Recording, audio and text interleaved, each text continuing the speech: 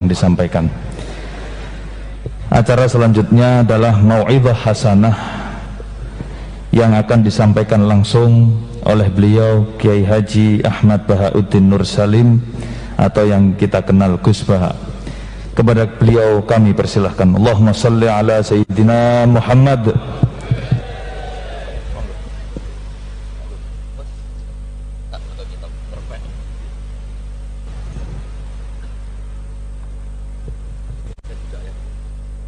Pakai meja juga. Meja.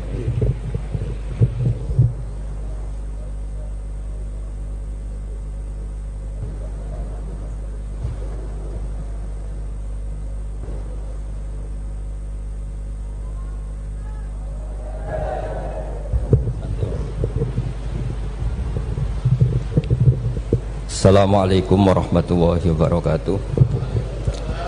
Bismillahirrahmanirrahim. Alhamdulillahirabbil alamin. Wassalatu wassalamu ala asyrafil mursalin sayyidina Maulana Muhammadin wa ala alihi washabbihi ajmain. Amma ba'du. Yang sangat kula hormati paman kawula Kiai Haji Idris bin Abdul Hamid bin Abdullah bin Umar, Mustasyar PBNU sekaligus Wakil Presiden Profesor Dr. Ma'ruf Amin, yang sangat saya hormati, yang sangat saya kagumi Kiai Haji Mustafa Bisri, sedanten para habaib ingkang kula hormati, wabil khusus Habib Hasan Asgaf ingkang saya hormati, mas-mas kawula keluarga teng mriki ingkang kula hormati, yang masih haru nangis dawuh Gus Mus monggo diterusaken. Mergi ceritanya itu mengharukan betul. Pulau bagian sing santai mawon. Jadi diantara yang disesali Sayyidina Umar itu justru kesolehan Abu Bakar yang berlebihan. Karena nirune terus kangelan. Terus kula mau ngertos niki kelakuane Mas Amak, Mas Aziz soleh pas-pasan supaya anaknya lebih ringan itu, jadi nirunya lebih ringan.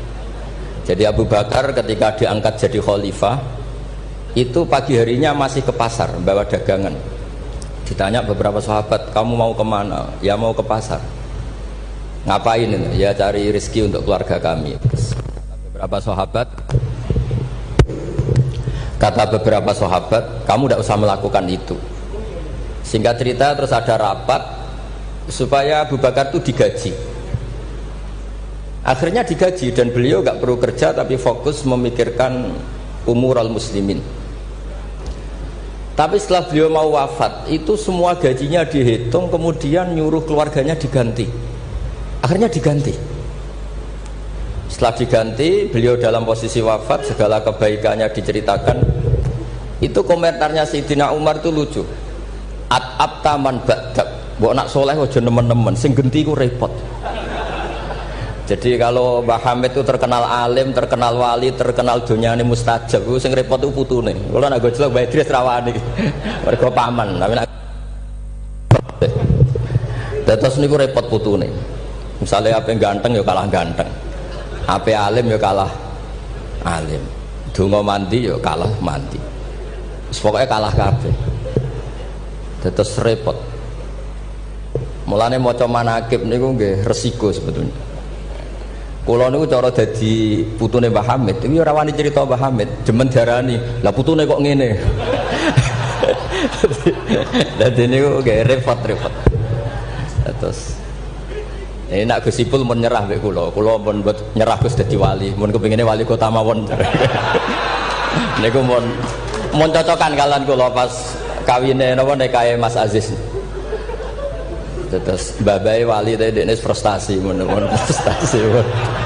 Mboten kepen dadi wali kados babai tapi terus kepen dadi wali kota. Itu kalau enggak tawaduk ya frustasi memang. Kalau enggak tawaduk ya frustasi. Tapi bagus lah. Karena ciri utama wali itu ngurusi amror ra'iyah, urusan apa? Rakyat. Jadi itu wali betulan maupun wali kota itu ada titik samanya, yaitu sama-sama memikirkan urusan apa? Rakyat. Bedanya yang wali betulan digaji Allah, yang wali ini digaji negara, itu saja bedanya. Tapi sama-sama al-ihtimam bi umuril muslimin, sama-sama serius mengurus urusannya orang-orang Islam. Saya kalau tadi saya memang menyiapkan materi yang ilmiah karena saya punya naskah nadzumanipun Sulam Taufik yang dinadzumkan Mbah Hamid, nanti saya terangkan. Tapi karena merujuk dawuhipun Mbah Mus, Mbah Hamid itu sepupu sama mbah saya, sama-sama lahir di rumah di Lasem di Al-Fakhriyah. Itu memang mulai dulu terkenal wali, mulai kecil. Tapi saya akan cerita dari sisi keilmuan beliau. Beliau lama sekali ngaji di Mbah Khalil Harun, jadi mertuanya Ki Bisri. Tapi lebih lama lagi ngaji di Mbah Dimyati. Mbah Dimyati itu 12 tahun. Sampai dapat julukan Abdul Juman. Juman itu satu nadzuman ilmu balaghah yang paling sulit. Jadi balaghah itu ada karangan Mustafa Al-Hulayaini, itu yang bentuk nasar itu masih gampang lah. Ada Jauharul Maknun itu masih gampang. Setidaknya bisa dianggap gampang. Kalau nggak gampang ya dianggap gampang. Tapi yang paling susah itu Juman. Saking susahnya itu nggak ada yang bisa nyarai. Akhirnya mu'alifnya nyarai sendiri. Itu namanya kitab Bukutul Juman. Jadi didol gak payu, akhirnya dipayoni mu'alifnya sendiri. Karena kaidahnya sudah ruwet. Dan itu diantara keahlian beliau memang tentang Juman. Seperti yang diceritakan Gus Mus tadi, diceritakan Mbah Mus tadi. Kalau orang ahli balaghah itu mengutarakan sesuatu itu indah. Itu yang dimuliai para ulama-ulama dulu. Tapi ya resikonya kalau sudah menghujat, itu ya sejelek-jeleknya. Itu orang Arab itu kalau sudah benci seseorang dan membayangkan wajahnya jelek, itu orang Arab kalau bilang itu kabrak roten nakarot hadi. Jadi wis koyok tletong garing sing dicucuki pitik. Untuk tletong garing wis elek ijek dicucuki napa? Pitik. Jadi orang Arab itu memang ahli balaghah. Jadi kalau muji ya sundel langit, nak menjatuhkan juga sejatuh-jatuhnya. Dan itu ada ilmunya. Sehingga orang Arab itu misalnya muji orang baik, berperilaku gimana kalau kamu hubungan dengan orang sekitar Anda. Itu unik cara berpikir orang Arab. Karimun mata amdahu wal waro ma'i wa idza malum tuhu wahdi. Kalau saya kenal kiai, kalau saya kenal habib atau kenal orang alim, itu orang-orang mulia. Orang mulia itu cara memperlakukan gimana? Karimun mata amdahu, mesti amdahu wal waro. Sekali saya muji dia, pasti saya puji bareng-bareng orang banyak. Tapi wa idza malum tuhu wahdi, ketika saya kurang berkenan atau agak ngeritik, pasti saya kritik sendiri. Akhirnya itu jadi pola sosial yang sampai sekarang itu menopang Indonesia. Indonesia itu begitu mencintai Pak Karno, Pak Hatta, mencintai para pendiri bangsa ini. Dan ketika mencintai itu diungkapkan secara publik. Dan ketika ada tidak cocoknya, misalnya ya apalah namanya orang kan ada tidak cocoknya, ya diempet dhewe. Jadi rodok-rodok buku sundupan kira-kira gitu, karena memang itu etika yang benar. Jadi karimun mata amdahu wal waro ma'i wa idza malum tuhu wahdi. Orang mulia itu orang yang kayak apa? Orang yang ketika baik atau ketika kami puji, akan saya puji secara publik, secara massal, secara masif. Wa idza malum tuhu wahdi. Dan ketika saya kurang berkenan atau agak ngeritik, maka akan saya kritik sendiri. Misalnya dalam banyak hal, saya sama orang yang terkenal wali itu ya kadang tidak cocok. Tidak cocoknya mungkin hasut atau nggak bisa niru, tidak tahu saya. Tapi ya kadang-kadang tidak cocok. Tapi itu tampet. Nah, ini tak omongkan itu untuk cerita, bukan. Karena wali itu ya punya rival. Ada rivalitas wali itu ya ada. Ada dua wali besar yang saling tidak cocok. Satu itu wali kalau sakit itu muni waduh pokoknya sakit. Ditiliki sama wali, sama-sama wali. Kamu itu wali kalau sakit kok waduh wali model apa? Wali itu ya kayak saya, tidak pernah sambat gitu. Kalau sakit pun menengahi gitu. Terus justru itu masalah kamu di situ. Sok wali pakai perilaku wali. Justru saya seperti ini jadi wali karena koyok wong awam. Ini tawaduk saya gitu. Jadi ini dua wali besar, kecil-kecil kan. Maka kalau ada orang muni waduh anggap wali yang sedang tawaduk, meniru orang awam itu. Atau memang awam betul. Jadi wali itu ya kecil-kecil kan, ya saling tidak cocok. Maka masyhur dalam cerita Abu Yazid Al-Bustami, itu beliau GR sama Allah sampai tanya, ya Allah yang setingkat dengan saya itu siapa? Itu dijawab, yang tidur dekat kamu itu satu kamar tidur terus, hanya sholat fardu dia bangun. Padahal Abu Yazid itu tahajud, witir, apa saja dilakukan. Ditanya sama Allah, kenapa ya Allah kamu itu ibadah serius sama saya itu kayak nganggap saya gimana gitu. Kalau kamu udah ibadah kayak mesti saya hukum, kalau ini tidak, nganggap saya itu baik, terus ditinggal tidur. Jadi saya ini agak ya kalau ya tadi ingin jadi wali yang jalur-jalur gitulah, yang kayak gitu. Ya jalur-jalur gitulah. Ini bisa ditiru tapi kayaknya yang sudah dikasih saya itu, jadi tidak semuanya bisa niru. Karena wali ilmu itu beda, harus menjaga konstitusi ilmu. Jabir bin Abdullah itu tahu pakaian kalau orang sholat seperti ini, pakai gamis yang terhormat, pakai baju yang sangat-sangat terhormat. Itu Jabir ini termasuk minas sabiqin al-awwalin, sahabat Nabi yang luar biasa. Itu datang ke masjid, gamisnya dicopot, pecinya dicopot, terus tinggal satu sarung, akidan torofaihi ala atikihi. Ini cerita itu ada di Bukhari, di bab Kitabul Ilm. Zaman kalau tentang saya berarti tentang Bukhari, karena ini ada di kitab Bukhari. Kalau nggak percaya dicek, kalau nggak ketemu berarti tidak pernah mutolaah, bukan salah saya. Semuanya ditanggalkan kecuali sarung satu, terus akidan torofai izarihi ala atiki, ditancang begini aja. Terus beliau ngendikan sama tabiin, kamu supaya tahu bahwa adnal aurah, standar nutupi aurat seperti ini. Jangan sampai karena sampean semua berpakaian ala akmalil siap, pakaian sempurna, kemudian nanti dikira bahwa syarat sahnya sholat itu seperti itu bahaya. Orang di Indomaret sholat harus berpakaian begitu, nanti yang sedang kernet harus begitu, itu berat bagi umatnya Nabi. Barokahnya itu terus orang tahu bahwa syarat sahnya nutupi aurat di sholat ya seperti itu. Akhirnya ditemukan oleh tabiin dan seterusnya bahwa auratul rajul ma baina surrah barokah. Andai kan tidak ada perilaku Jabir seperti ini, maka sholat seperti pakaian ini menjadi syarat sah. Dan itu ribet kan? Orang yang sedang celananan harus sarungan dulu, yang sedang pakai kaos harus pakai jubah dulu, padahal dia kernet misalnya, kan repot. Jadi wali jalur ulama itu memang agak aneh. Makanya ya jangan ditiru lah, kalau tidak ulama jangan ditiru. Makanya saya itu ya kadang-kadang pura-pura ada dengar itu kalau ada cerita-cerita wali-wali yang khusuk-khusuk, yang ibadah berat-berat itu saya tidak siap dengar. Saya lebih siap dengar begini, Mu'ad itu ngimami sholat, bacanya kepanjangan. Alhamdulillah ditegur Nabi, kalau ngimami jangan panjang-panjang. Itu saja yang saya hafalin yang model gitu. Andai kan Nabi hidup di zaman akhir, nggak perlu negur karena sudah kulhu semua. Berarti sampean kulhu dalam rencana Nabi gitu, karena sudah tidak panjang-panjang.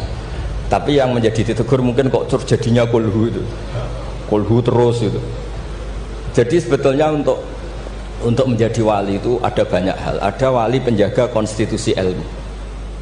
Sehingga kata Imam Nawawi, Tofa Rasulullah Sallallahu Alaihi Wasallam raqiban wa yatufu ashabuhu musyatan. Nabi itu tawaf itu justru berkendara, naik unta. Padahal semua sahabat tawafnya itu jalan kaki. Kata Imam Nawawi, Nabi yang tawaf berkendara itu afdolu wa afdolu bi alfi darajatin dibanding tawafnya sahabat yang jalan kaki. Meskipun secara kaidah al ajur bi qadrit ta. Karena Nabi andaikan tidak tawaf raqiban, maka akan dikira syarat-syaratnya tawaf itu harus jalan. Dan itu kita kebingungan ketika harus tawaf pakai kursi roda, pakai kursi dorong. Tapi barokahnya Nabi tawaf raqiban, maka akan ada konstitusi baru bahwa tidak menjadi syarat sahnya tawaf harus masyian, tapi sah secara raqiban. Jadi wali itu ya macam-macam. Sehingga kitab Sulam Taufik yang dikarang oleh Habib Alim Al-Alamah Abdullah bin Husain bin Thohir, itu dikarang seorang Habib Alim Alamah Wali Abdal. Tapi ketika ngarang fikih itu diantara yang ditersangkakan itu apa? Ijabu malam yajib, mewajibkan sesuatu yang tidak wajib. Saya ini didikan Mbah Maimun, didikan bapak. Kalau Mbah Mun ngeluh itu, Aku sakjane ya kepengen hak santriku tirakat terus apalah. Tapi tirakat itu gak wajib. Engko nak ijabu malam wajib aku dosa. Akhirnya keterusan kalau mboten saged tirakat. Jadi bagi yang tidak tirakat anggap aja nglakoni apa? Tidak boleh mewajibkan sesuatu yang tidak wajib. Sampeyan ndak boleh bilang santriku wajib puasa Senin Kamis. Wong jare kitab sunat kok arani wajib. Tapi resikonya nanti santri merata puasa Senin Kamis mergo mbok arani sunat terus. Resiko mana? Tapi apapun itu ini ilmu. Sehingga kata Ibnu Hajar Al-Asqalani, dan ini kebetulan banyak yang niru tapi kita cukup punya argumentasi untuk tidak niru. Nabi itu sama sih ingat dawe Mbah Mun.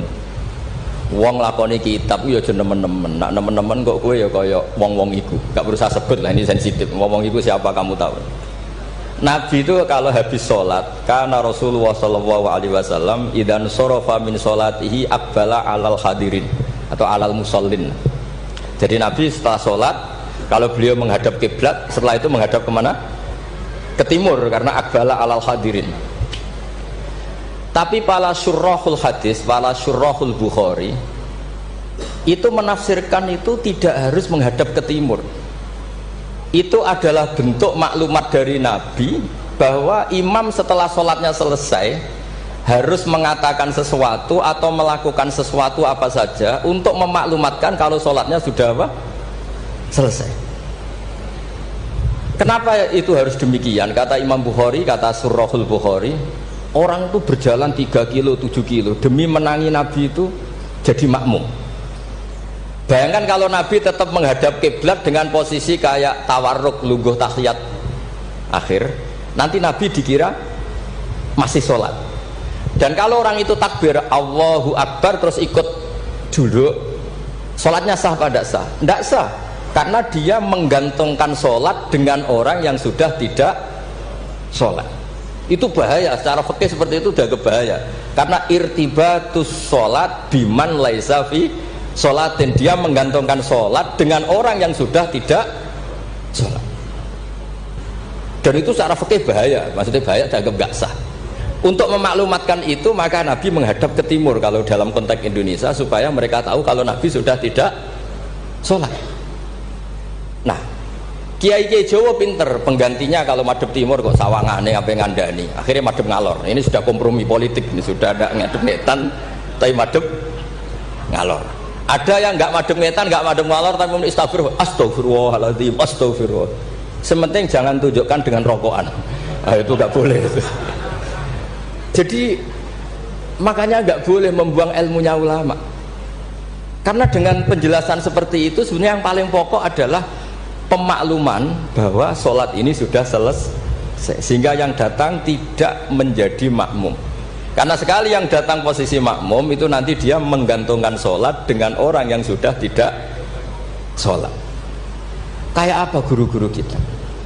Dan itu bisa dipelajari dari kitab-kitab kesayanganipun Mbah Hamid.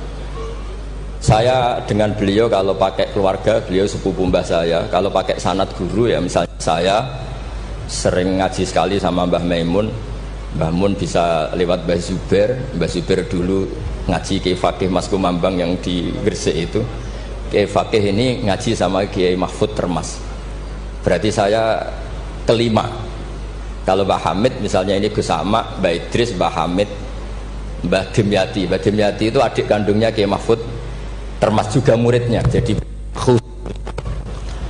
hitung sanad itu nanti ketemu semua di Sayyid Abi Bakar Sato, pengarang I'anatul Thalibin. Atau misalnya saya pakai Mbah Mun, Mbah Karim Lirboyo. Mbah Karim ini sama Syekhona Khalil atau sama Mbah Hashim. Setelah itu Mbah Mahfud ya sama dugi Sayyid Abi Bakar Sato. Karena Syekhona Khalil di beberapa manaqibnya itu pernah ngaji langsung sama Sayyid Zaini Dahlan, gurunya Sayyid Abi Bakar Sato. Tapi ketika masih sebagai thalibul ilmi pernah ngaji juga di Sidogiri, pernah ngaji di mbah-mbah istrinya Gus Aziz ini di Kiai Nur atau di Kiai Soleh di Langitan. Jadi kesanatan guru kita ini sama.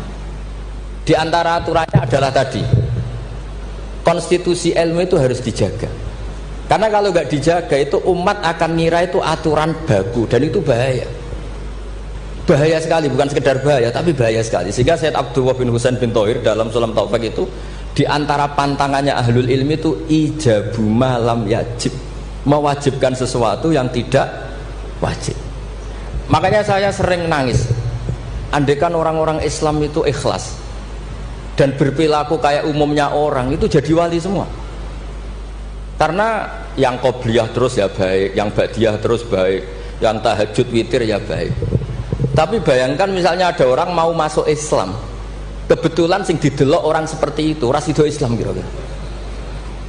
Duha 8 rakaat. Sholat duha itu paling afdal kan 8. Duhur qobliyahnya 4, ba'diyahnya 4. Asar qobliyah, ba'diyahnya goblok kalau asar. Bukan dipuji karena salah. Maghrib sholat awabin sampai isya. Isya itu witir itu sebetulnya 11 rakaat ditambah ba'diyah isya berarti 13 rakaat. Iku kira-kira sing apik Islam ora sida mergo wegah salate. Tapi baru kayak wong Islam sing ra saleh-saleh, salate pas pendak maktubah. Islam kok gampang. Ijek rokokan bareng komat pateni melok salat. Bar salam balik nang rokoke di ya sudah gitu sampai mati gitu. Kok penak, ternyata Islam itu tidak berat. Itu juga ada sanadnya. Ada seorang Arabi tanya, ya Rasulullah Islam itu apa? Khamsu sholawatin. Terus dia tanya, hal alayya ghairuha ya Rasulullah? Qala la illa anta tawwa. Gak isiku tok pas. Sampai 5 rukun Islam dijawab. Dan si Bedui ini bilang apa? Wallahi la azidu ala dzalika wala angkus. Saya demi Allah tidak akan saya kurangi, tidak akan saya tambahi, pas ya Rasulullah. Tapi ini Islami Bedui loh, sampean niru nggih monggo. Tapi apa kata Nabi? Man sarrahu ayyang dzura ila ahlil jannah falyandzur ila hadza. Siapa yang suka melihat ahli surga, lihat orang ini. Orang yang sudah bersumpah tidak akan menambah ibadahnya sama sekali. Kamu tidak boleh niru itu. Tidak usah saya larang juga sudah sebagian begitu. Tapi itu barokahnya luar biasa. Di kitab Majmu' sarahnya Muhadzab itu, setiap ada ulama yang mengatakan witir itu wajib, ada juga ulama yang mengatakan witir itu wajib. Itu langsung wa hadza batilun li hadisil a'rabi. Pendapat itu jelas salah li hadisil A'rabi, karena ada hadis A'rabi jelas tanya Nabi, hal alayya ghairuha ya Rasulullah, di luar 5 waktu itu apa ada yang wajib? Qala la. Jadi barokahnya Bedui ini, setiap ada ide witir wajib, tahajud wajib, pernah ada ide-ide itu ya ada. Itu langsung wa hadza batilun di hadisil A'rabi. Ketika era Imam Malik, beliau mengarang Muwatta. Ini sebagai bentuk penghormatan saya sama Mbah Hamid. Karena kalau beliau terkenal wali itu tidak usah saya terkenalkan. Saya akan mengikuti Mbah Mus tadi. Sisi belatapa beliau seorang alim alama, seorang ahli balaghah. Nanti saya baca, saya juga bawa manaqibnya beliau. Ketika Imam Malik mengarang Muwatta, itu di teks Muwatta itu ada kalimat begini. Ghuslul Jum'ati, ada yang baca Ghuslul Jum'ati wajibun ala kulli muhtalimin. Mandi Jumat itu wajib bagi setiap yang sudah akil balik. Al-witru hakun wajibun ala kulli muslimin. Itu Imam Malik langsung nyusuli. Laisa huwa kama tarawuna. Makna wajib di situ bukan seperti yang kamu bayangkan. Jadi tidak wajib kalau ditinggal nggak mandi terus nggak apa? Sah. Lagi-lagi jawabannya apa? Li hadisil A'rabi. Nah, ini juga harus ada yang menjaga konstitusi seperti ini. Sehingga kata Sayyid Zabidi, pengarang kitab Ithaf itu, kalau kita sampai Ithaf ya hitung saja setelah Mbah Mahfud ini punya abah alim alamah namanya Abdullah. Abdullah punya abah alim alamah namanya Abdul Mannan. Abdul Mannan ini awaluman lazama Sayyid Zabidi Sohibul Ithaf di Mesir. Jadi Abdul Mannan ini yang ditulis di kedutaan Mesir, orang Indonesia pertama yang sebagai ulama di Mesir. Beliau ngaji mulazamah sama Sohibu Syarhil Ikhya. Gini beliau mulazamah kalian sengarang Ithafus Sadat Al-Muttaqin, namanya Sayyid Murtado Az-Zabidi. Terus pokoknya sanad Indonesia itu top, stop pokoknya. Jadi kalau Mbah Hamid ya tinggal gitu saja, Mbah Hamid, Mbah Dimyati, Mbak Mahfud, Mbak Abdullah, Mbak Abdul Manan, terus ke Syarihul Ikhya Sayyid Murtado siapa? Az-Zabidi. Itu kata Sayyid Murtado Az-Zabidi ketika muji tadi, muji ilmu. Saya ulang lagi, apa? Muji apa? Ilmu. Konstitusi ini harus dijaga. Apapun tidak cocoknya kita. Kadang-kadang kita sebagai orang alim itu kan, kalau seneng tirakat, santrinya wajib tirakat. Sira seneng tirakat, santrinya ora oleh tirakat. Itu tidak boleh seperti itu. Yang seneng nggih monggo, tapi jangan sampai mewajibkan. Yang nggak seneng yo tirakat ben sekali-kali ngelawan nafsunya itu. Wong kok menuruti. Kula niku masih ngeten nggih sering tirakat, tapi sampean ra perlu tak kandhani. Kula yo kepengin ikhlas ora riya dadi. Dadi sampean ra oleh gugat kula, Gus ora tau tirakat. Ya misalnya tirakat ora tak kandhani sampean. Sing jelas termasuk tirakat kula niku kula nek diundang wong kangelan kecuali pernah sepuh. Iki nek agak diregani ya kebangetan gitu. Jadi sing ngundang kula ora pernah sepuh ya kebangetan. Kok enggak tahu diri ini. Wong karuan ra oleh kok dilanggar wae lho. Di kitab Jam'ul Jawami', di kitab-kitab itu, konstitusi ilmu itu dijaga. Sehingga sekali kitab itu diutarakan orang alim alama. Saya yang merasa utang jasa sama Sayyid Zabidi itu satu. Yang paling saya ingat itu satu. Allahumma sholli ala sayyidina Muhammad atau ala abdika rasulika Muhammad. Itu beliau mengurai. Wah, itu luar biasa. Di antara urainya begini. Nabi Muhammad SAW itu melakukan apa saja, termasuk yang paling basyariah, itu adalah luar biasa. Asal jangan bayangkan Nabi itu macam-macam kok sampean terus rokokan, tidak akan itu. Andikan Nabi misalnya dahar gedang goreng di depan umum, Nabi itu kalau dahar di depan umum itu luar biasa. Kenapa luar biasa? Nabi itu jadi Nabi setelah Nabi Isa yang dituhankan. Jika Nabi harus sesering mungkin memperlihatkan al-a'rad al-basyariyah. Beliau harus menunjukkan bahwa bahwa beliau adalah seorang manusia. Sehingga Nabi dahar itu dengan sampean poso setahun ikut mulya Nabi dahar. Karena sekaligus pembatalan rububiyatun Nabi atau iddia rububiyatin Nabi. Dengan seperti ini Nabi sama juga memaklumatkan saya ini manusia. Buktinya saya dahar. Kayak apa kalau dibaca secara ilmu? Karena Nabi jadi Nabi setelah Nabi siapa? Isa. Maka kata Sayyid Az-Zabidi, agama ini agama terbaik. Dan umat Rasulullah SAW tidak akan mengalami apa yang dialami umatnya Nabi Isa. Caranya gimana? Dengan memperbanyak baca sholawat. Jadi cara Sayyid Zabidi, sholawat itu satu konstitusi ilmu. Allahumma, Allah pemberi, ala Muhammad atau ala Sayyidina Muhammad yang diberi. Jadi gak mungkin hadil ummah menuhankan kanjeng Nabi Muhammad dengan cara membaca sholawat. Allahumma, ya Allah saya minta engkau sebagai pemberi, kasihkan sholawat terbaikmu kepada hambamu yang bernama Muhammad. Dengan teks sholawat ini sekaligus penjaga konstitusi tauhid, dan hadil ummah tidak akan mengalami kayak yang dialami umatnya Nabi Isa. Nah sampean gak maca sholawat itu kasihate. Nak diwaca sakmene nyaur utang, nak sakmene untuk bojo ayu, nak sakmene iso wayo, wis ngono kelakuane. Itu saya tidak tertarik. Wong kok ora tau ngregani ilmu menurut saya. Saya baca sholawat itu ya tidak banyak-banyak, ya 2, 3, tapi dengan penghayatan kayak Sayyid Zabidi. Ya akhirnya ya rapati terus keramat kok sampean, tapi secara konstitusi ilmu lebih diridhoni Allah mbek Rasul. Aku yakin. Karena tadi Nabi itu jadi Nabi setelah tragedi Isa dituhankan. Sebab itu Sayyid Muhammad ketika muji Rasulullah SAW itu selalu mengutip dawe Al-Busiri, da'mat da'athun nasara fi nabihimi wahkum bima syi'ta madkhan fihi wastaqimi. Kita semua tahu Mbah Hamid adalah pengagum kitab Burdah dan beliau sering baca Burdah. Di antara Burdah yang dipakai semua ulama termasuk Sayyid Muhammad setiap ngarang madaih itu apa? Dak ninggal nosiro ma ing perkara iddaat kang mendakwahkan hu ing mas sapa an-nasara fi nabi. Yang penting kamu muji Nabi, aturan dasarnya apa? Tinggalkan apa yang pernah dilakukan orang Nasrani, yaitu saking mujinya Nabi Isa sampai menuhankan Isa. Itu saja kamu hilangkan. Dak da'athun nasara fi nabi.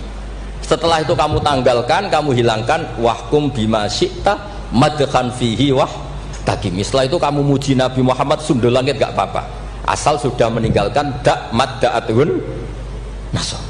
Dan itu kata Said Zabidi, kita tidak usah susah-susah dengan membaca sholawat itu sudah seperti itu, karena kamu minta Allahumma ya Rabbi, berarti Allah posisi pemberi karena Tuhan. Nabi apapun ala qadruh, apapun tingginya derajatnya Nabi itu posisi penerima.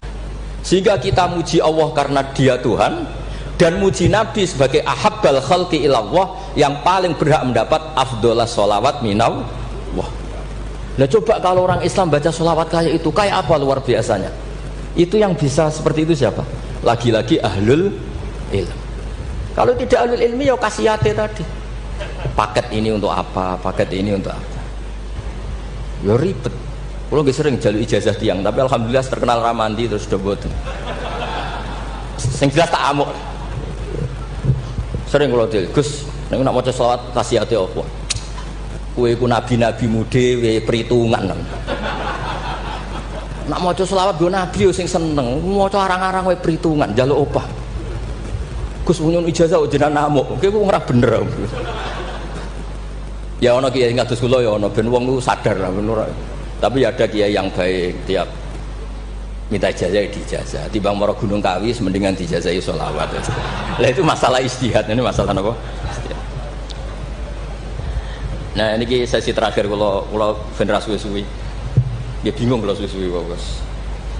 Ini kalau baca tentang Mbah Hamid yang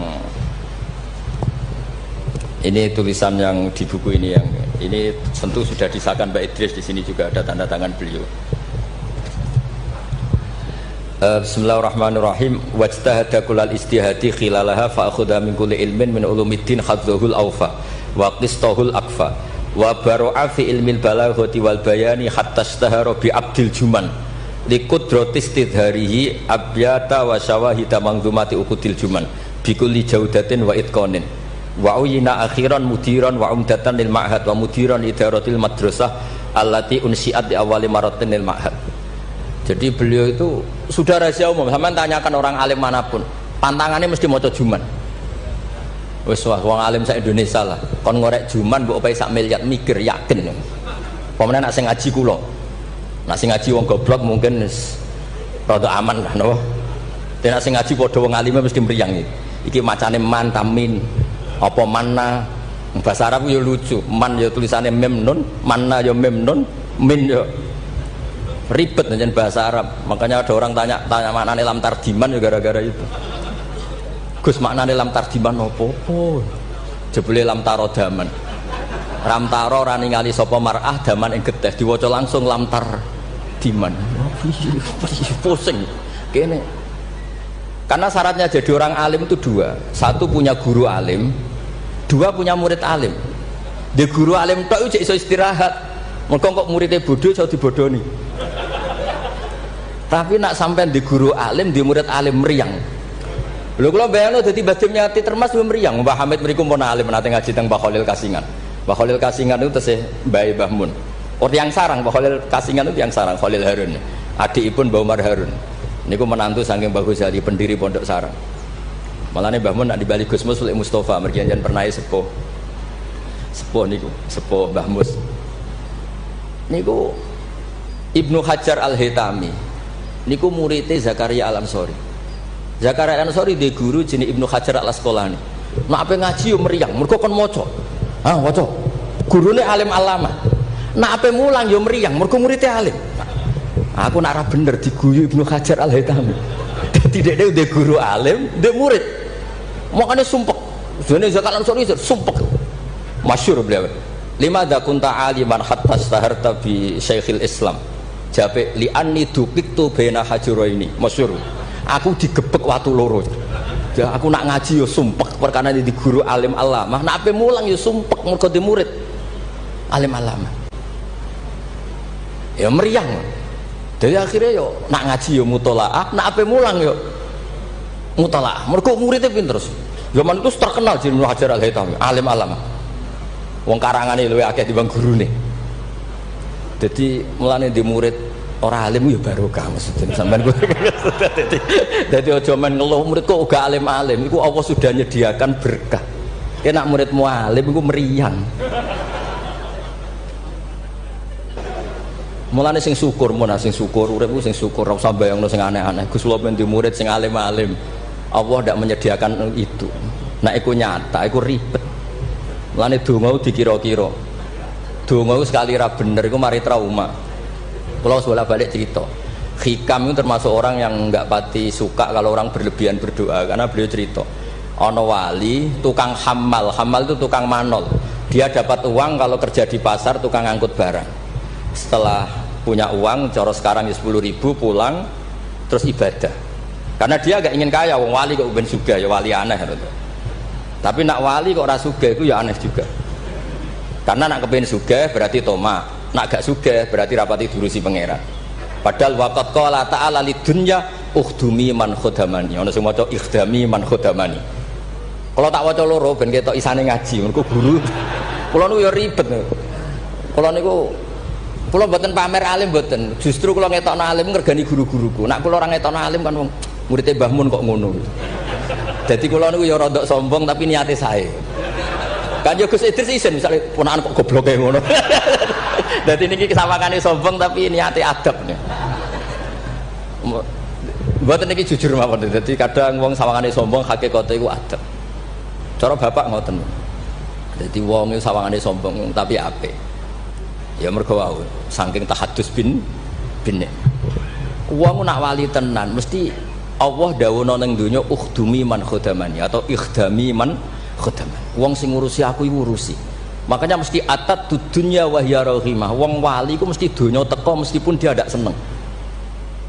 Lane sing nawani mobil Mercy kayak Hamid zaman iku Mercy mewah-mewah mobil nggih kuat. Ya rapati ana cerita butuh difatihai untuk punya mobil. Dan Mbak Bisri luar biasa, masih konco ngakoni nak dongane Pak Hamid. Mantap. Meskipun ya sering bodoni Pak Hamid Ki Bisri, masyhur ceritanya. Ki Bisri nanti diundang ke mriki mboten disangoni Mbak Ki Hamid. Umur kok konco. Wis dah aku ra mbok sangoni klambimu tak pek. Bareng dipek dibeto teng Kasing teng Rembang mriko didol mbek mukhibine Pak Hamid. Payune luwih larang timbang harga mubalek. Zaman itu misalnya umumnya balek dipangoni 1,5 juta, itu payu 3 juta. Yo gak ada cerita ngoten enten WA Ki Bisri kalian Ki Hamid atau WA-an. Bareng Ki Bisri sowan mriki, susuke Kang. Dadi dhisik wali ya rileks guyon santai. Dadi singkat cerita niki hamal niki ndonga ya Allah kula niku wali, mau kepengin mangan sak piring kok dadi hamal. Kula niku sukani rezeki sing ora usah kerja.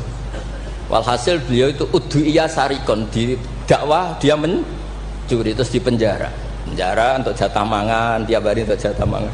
Gusti kenapa harus penjara? Kan kamu minta rezeki tanpa kerja. Gak iso sampai pangeran ralat doa mboten saged. Mulane ndonga niku aja ya sing ana sunah Rasul. Mergo nek sekali keliru niku ribet. Mulane kula nate wonten tiyang melarat wedok elek kebetulan niku rayu. Yo dongakno Gus, dongakno bojo kula niku sugih. Aku ya tak jawab. Sampean siap nak bojomu sugih? Maksudnya nak sugih mesti pertama digenti ku omah. Bariku mobil. Bariku mesti dievaluasi ku sampean. Omah wis apik, mobil wis apik, mau karek sitok. Kok penumpangnya ngene. Akhirnya mun Gus Rafsah. Dadi donga iku ya kudu dipikir lho. Lho coba setelah potongan wong lanang wis padha wae lah sesuatu. Coba ketika omahe mewah, mobilnya mewah misalnya Alphard. Terus yang mlebu seperti itu ya enggak usah dijelaskan itu kan. Coba apa yang kira-kira dievaluasi? Rumah sudah diganti, mobil yang kira-kira diganti apa coba? Sakit, mboten Gus naoten mboten sabar. Jadi kalau berkali-kali membatalkan doa karena timbang donga ketok ramandine atau ya sudah seperti itu. Niku nggih trik niku, ketularan gosipul politik niku. Itu sangat politik.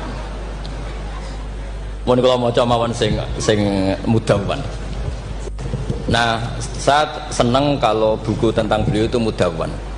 Karena kalau tidak mudawwan itu nanti nasibnya Mbah Hamid kayak les. Al-laitsu afqahu min Malik illa annahu daya'ahu ashabu. Itu dawuh Imam Syafi'i. Sebetulnya Imam Les itu lebih alim ketimbang Imam Malik dalam hal fikih. Illa annahu daya'ahu ashabu, tapi ashabnya Les menyia-nyiakan. Artinya gini, Imam Les itu punya karangan, punya perilaku, tapi sama murid-muridnya tidak didokumentasi. Akhirnya orang tidak tahu lagi Imam Les. Padahal itu rival debatnya Imam Malik. Makanya penting bagi ini ada Gus Sama, ada Mas Aziz supaya mengabadikan tulisan-tulisan Pak Hamid, termasuk Nadzuman Sulam Taufik. Karena bikin nadzuman itu tidak gampang. Dari kata nasar, prosa, dinazumkan itu kan butuh keahlian. Karena nadzuman itu harus notnya sama, akhirannya sama. Mengganti kalimat yang prosa itu kan tidak gampang. Ini sudah saya cek karena saya tiap hari juga baca Sulam Taufik. Itu sama sekali nggak ada yang dibuang dari kata aslinya. Kata aslinya yang di Sulam apa? Taufik. Jadi seni bikin nadzuman itu ya tidak gampang. Misalnya begini, saya beri contoh yang terkenal ya. Kenapa saya milih yang terkenal supaya lebih gampang? Zaman Sayyidina Ali karramallahu wajah masih sugeng itu ngendikan begini. Yaqsimu dhuhri, ada riwayat qasama dhuhri rajulani. Abidun jahilun wa alimun fasikun. Yang merusak Islam itu hanya orang dua. Orang abid tapi bodoh, orang alim tapi fasik. Itu ulama dulu segampang ini membuat padanan itu dan maknanya sama. Fasadun kabirun alimun mutahatiku wa akbaru minhu jahilun mutanassiku. Kerusakan besar kalau ada orang alim yang fasik, tapi lebih rusak lagi kalau ada orang bodoh ahli ibadah. Itu I'anatul Thalibin, Sayyid Abi Bakar Sato, gurunya Mbah Mahfud. Berarti Mbah Hamid, Mbah Dimyati, Mbah Mahfud, Sayyid Abi Bakar apa? Sato, berarti guru keempat. Itu punya cerita. Kenapa orang alim yang fasik afdalu min jahilin mutanassik atau min jahilin abidin? Terus dua orang ini berdebat, ya apik wong bodoh lah, piye ahli ibadah, tetap apik, mula wong alim tapi fasik. Dua orang ini akhirnya sepakat. Marani wong bodoh sih. Marani wong bodoh ya pas ibadah jenenge wong bodoh. Ibadah. Dua orang ini ya rada kurang ajar wong loro. Ya fulan ana rabbuka, aku iki pangeranmu. Seneng aku kowe nyembah aku terus. Tapi mulai saiki wis tak bebasno. Sesuk-sesuk ora ibadah ra apa-apa, wis tak ridani, Iku langsung nih hore sesuk wis bebas. Saking bodone. Umpama dekne ngaji kan ngerti, sautullah harfu iku Allah iku nak ngendikan gak nganggo sautun ka sautil adam. Umpama dekne tau ngaji kan Allah iku mukhalafatul. Ora mungkin Allah kok diswara kaya ngono iku ora mungkin. Tapi matur nuwun Gusti, matur nuwun Gusti. Mulai sesuk kula mun mboten salat malih. Menang sing sitok delok bodho. Wis, akhirnya golek wong alim sing fasik. Delok pas mabuk jenenge fasik. Mabuke cek ning masjid bisa. Wong alim piye-piye dhewe bau-bau masjid. Mabuk ning masjid. Seneng sing sitok. Wah, satu-satu berarti mergo sing mau bodho, sing sitok mabuk. Seneng sing dia pendapat ya apik wong abid sing bodho timbang alim fasik. Mergo pas mabuk. Oleh muni ya padha kok pager. Ya fulan. Ama tastahi minni ana rabbuka. Mbok wong diisin to ambek aku pangeranam ndelok kowe kok amen mabuk. Si wong alim mau masuk mabuk iki jadi sisa-sisa alime. Golek pedak. Ya fulan ulimukal ana rabbak. He fulan tak ulang pangeranku sapa? Ono pangeran kok nyuwara. Dipedak. Artinya dekne jek memenuhi definisi ilmu nak wa mukhalafatul bil khawatis. Wis mabuk lho cek waras. Ya maksudnya nak iso ya aja bodoh aja ngono maksudnya nak iso. Tapi ini kalau cerita tentang Mas Sama, tentang Mas Aziz ini mas-mas kula sedanten. Enggak gampang. Jangan kira terus ini hanya nukil, enggak gampang. Dari lafaz apa natar prosa kemudian menjadi apa? Nadzuman kayak tadi dari qasama dhuhri rajulani. Terus diganti apa fasadun kabirun alimun mutahatiku wa akbaru minhu jahilun mutanasi. Ini saya beri contoh ya. Tak beri contoh. Mari sampean dorang tidak semuanya ngaji Sulam Taufik. Nah, kalau ngaji terus radi ngertos dari teks aslinya. Misalnya begini ya, ini yang hatmun alal mukallafid dukhulu fi dinina ja'a bihi rasulu ma'a subuti fihi bidawami wa akhdhi lazimin ahkami. Ini kan persis teks di aslinya. Sampean siapapun yang ngaji Sulam Taufik pasti tahu. Terus kada kafis sifati wal af'ali subhanahu an al-sunil juhali. Ini mengganti ta'ala amma yaquluna uluwang kabiro. Ursila rahmatan ilal makhluqi turran wal ma'rufu bil masduqi. Ini berarti pengganti kata rahmatan lil alamin. Terus ini yang yalzamu kullu muslimin ayyamna'a islamahu wa saunu amma qata'a min qaulin aw fi'lin aw i'tiqadi wa walladhi yat'una birtidati. Ini kan waqad fasha tasahulul kalam mukhrijil islami. Itu kan di apa? Di kitab Sulam Taufik memang kalimatnya seperti itu. Wa yaksuru fi hadzal zaman at-tasahul fil kalam begini-begini sampai keluar dari mereka kalamun sing mengeluarkan mereka dari napa Islam. Terus di sini diganti waqad fasha tasahulul kalami fi dzal zamani mukhrijil islami wala yaruna dzaka dzamban fatla angkau nidzakal fi'li kufron asla. Itu kan meskipun kamu hanya dengar itu persis seperti kata nasarnya, tapi oleh Mbah Hamid digubah, monggo Mbah Firdaus, sedemikian supaya menjadi nadzuman yang mudah dihafal. Jadi itu butuh malakah. Nah, kenapa beliau punya malaka itu? Karena ketika ditermas di antara kitab yang beliau kaji itu adalah Uqudul Juman sampai punya gelar Abdul Juman. Jadi saking mulazamahnya, kayak kamu kalau suka uang itu kalau orang Arab bilang Abdud Dinar. Makanya Nabi kalau ngeritik tak isa Abdud Dinar, tak isa Abdud Dirham. Jadi kalau orang menekuni sesuatu itu disebut apa? Abdul. Itu dulu Kiai Hamid ditermas sampai punya gelar Abdul Juman. Saya kira ngoten nggih mun masyhur sedanten. Assalamualaikum warahmatullahi wabarakatuh. Waalaikumsalam warahmatullahi wabarakatuh. Hadirin hadirat rahimakumullah, demikianlah mau'izah hasanah dari Kiai Haji Ahmad Bahauddin Nur Salim. Semoga dengan dua mau'izah yang disampaikan oleh Kiai Haji Mustafa Bisri dan Kiai Haji Ahmad Bahauddin Nur Salim ini kita bisa banyak mengambil faedah, bisa banyak mengambil ilmu, dan bisa